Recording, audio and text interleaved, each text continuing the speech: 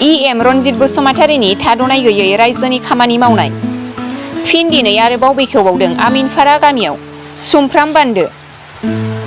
चिरां जिल्ला खुंग्रिं BCDCनि सिङाव थानाय आमिनफारा गामियाव गोबाव समनिफ्राय खस्थ'जों भुगिनांनानै माइ आबाद मावनानै जिउ खांबोनांनाय खुंग्रिं आमिनफारा गामिनि सुमफ्राम मुंनि गंसे बान्दोखौ दिनै रायजो राजानि सुबिदानि थाखाय बिटिआरनि EM रनजित बसुमतारीया गावनि आखाइजों बेखेवना होयो।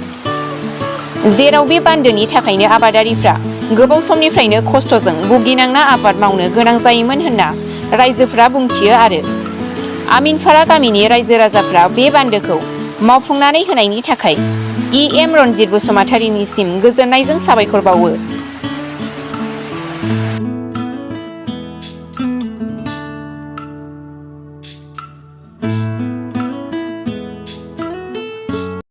जोंनि आमिनफारा गामिनि फ्राय खै घरसो जागोनथाय गामि दरसेयैनो माने दैनि गायग्रा दैनि थाखाय खोब जेंना जाबाय थायोमोन बोसोरफ्रोमबो।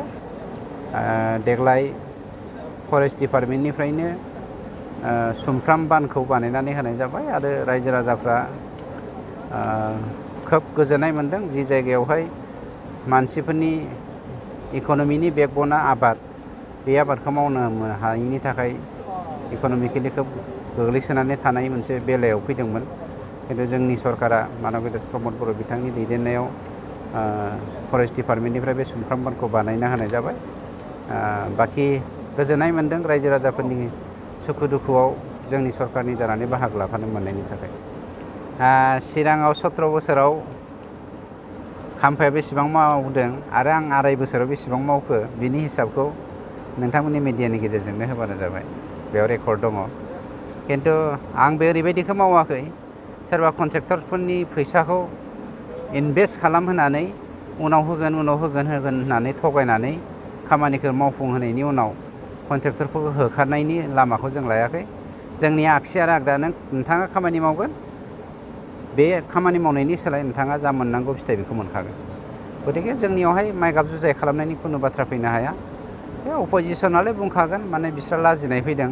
लाजिना फैनायनिखायनोथ' दा बिसोरो माने UPPLखौ जेरैखि जायाबाबो संहांगार खालामनायनि थांखिजों गुबुन गुबुन पार्टियाव थांनानै हारिखौ फाननो थांगासिनो दङ। गतिके बिनि सोमोन्दै आं दा बुंथ'वा, MP इलेक्सन जोबथों। बिराद गोसो गोजोननाय थाबाय। जों बिराद खस्थ' आबाद मावनो, आबादनि थाखाय बिराद खस्थ' खालामना जानाङोमोन जोङो। साफ्रा जावनो जायगा गैया, दंफां जालि होनो बेबो गैया। दा सारा बेखौ मावफुंनो होनायनि थाखाय आं बिराद गोसो गोजोननाय थाबाय आरो। बेसेबांसो गहरसो आबादारिफ्रा बे माबाजों दैजों? बाहाय दङ 18 जन, 18 गहर दं आरो बे बान्दोआव। खय बिगासो हा दं ओरैनो? बाहाय 82 हाब दङ। 82 बिगा। औ केस माइ गायजोबो बाहाय। सारनिफ्राय जों बिराद मावना होनायनि थाखाय जों बिराद साबायखर थाबाय, बिराद गोसो गोजोननाय थाबाय आरो सारनिसिम। आगोलाव माबायदि गायोमोन माइखौ? बिराद खस्थ' एकदम जोबथा खस्थ'। बान्दोआव एखमबा माला बायो आरो खोदोलाय साफ्राजों रोगादो, एकदम खस्थ' बानाय रोगानांगौ मानसिया। उफाय गैयामोन।